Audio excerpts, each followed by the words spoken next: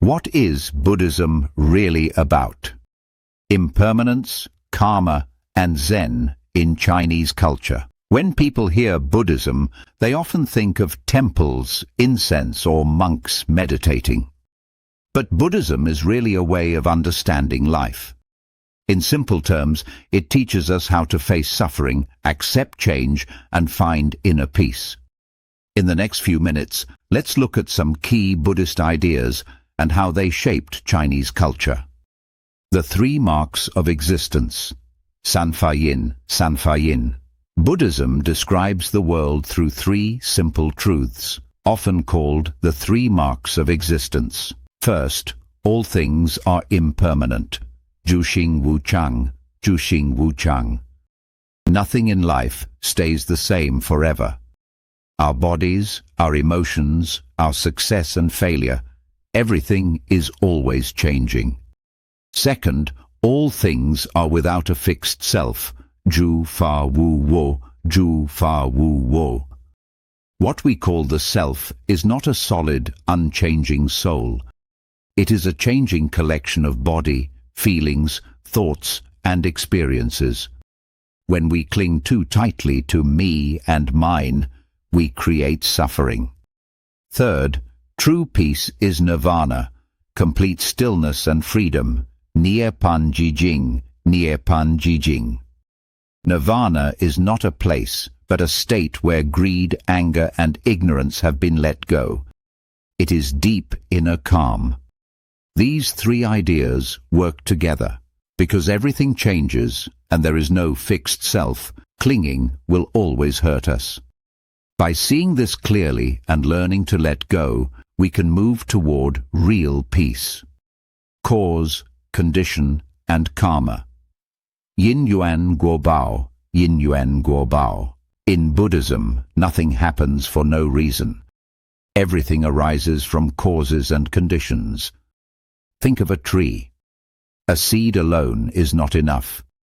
It needs soil, water, sunlight, and time. In the same way, our life is shaped by many causes: our past actions, our habits, our environment, and our choices now. This is karma. Karma does not mean fate that cannot be changed. It means that actions have consequences. Kind, honest actions tend to bring trust, support, and inner peace. Harmful actions tend to bring pain, conflict, and regret. The hopeful part is this: every moment is a new cause. By changing how we think, speak, and act now, we slowly change our future. How Buddhism came to China. Buddhism began in India around the 6th century BCE with Siddhartha Gautama, the Buddha. It entered China around the 1st century CE through traders and monks on the Silk Road. There is a famous story of Emperor Ming of Han dreaming of a golden figure in the sky. His officials said it was the Buddha, so he sent people to India to bring back scriptures and monks. This legend is linked with one of China's first Buddhist temples, the White Horse Temple in Luoyang. Over time, many translators worked to bring Buddhist teachings into Chinese. Two especially important figures are Kumarajiva, Jumo Luoshi, Jumo Luoshu, known for clear and beautiful translations of key sutras that Chinese people could easily understand. Xuanzang, Xuanzang Fa Shi, Xuanzang Fa Shu, the monk whose journey inspired the novel Journey to the West. He traveled to India to study, then returned with many texts and helped build a more systematic Chinese form of Buddhism. Buddhism meets Chinese culture. When Buddhism arrived, China already had Taoism and Confucianism. To help people understand, early monks often used Taoist words and ideas to explain Buddhist concepts. For example, nirvana was sometimes compared to the Tao, and Buddhist emptiness was linked to the Taoist idea of the mysterious void. Over time, Buddhism and Chinese culture blended together. Several Chinese Buddhist schools developed, including Pure Land. Buddhism, Jingtuzong, Jingtuzong, which teaches faith in Amitabha Buddha and rebirth in the Pure Land, a realm where it is easier to reach enlightenment. This was very popular with ordinary people. Chan Buddhism, Chanzong, Shanzong, known in Japanese as Zen. Chan emphasizes meditation and direct experience. It teaches that enlightenment comes not from complicated rituals, but from seeing one's true nature. Masters often used simple actions, jokes or riddles to wake students up. These ideas influenced Chinese language and art. People used images like Xintian, Xintian, the field of the heart, to describe the mind. Just like a farmer tends a field, we can cultivate our mind with wisdom and compassion. Poets such as Wang Wei and Su Shi were deeply influenced by Chan. Their nature poems often have a quiet, spacious feeling. Mountains, rivers, moonlight, expressing both beauty and emptiness.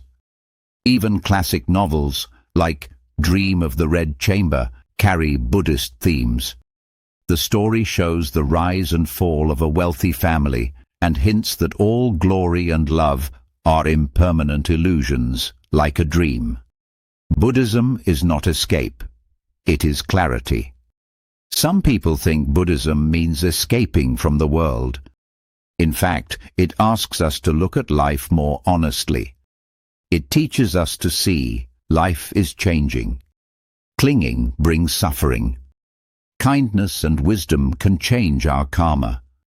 Inner peace is more reliable than status or wealth. A famous saying is that life is like a dream. Waking up, seeing reality clearly, is the true beginning. Buddhism does not tell you to run away from responsibility.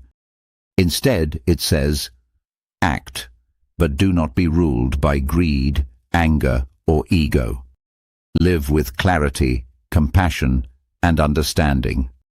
3 simple lines to remember. We can summarize Buddhist wisdom in 3 short lines. Everything is impermanent. Nothing has a fixed, separate self. Letting go leads to peace. Over many centuries, Chinese people combined Buddhism with Confucian and Taoist ideas. This harmony is often called Sanjiao Heiyi, the 3 teachings as one. Together, they shaped the way Chinese people think about family, nature, society, and the inner life.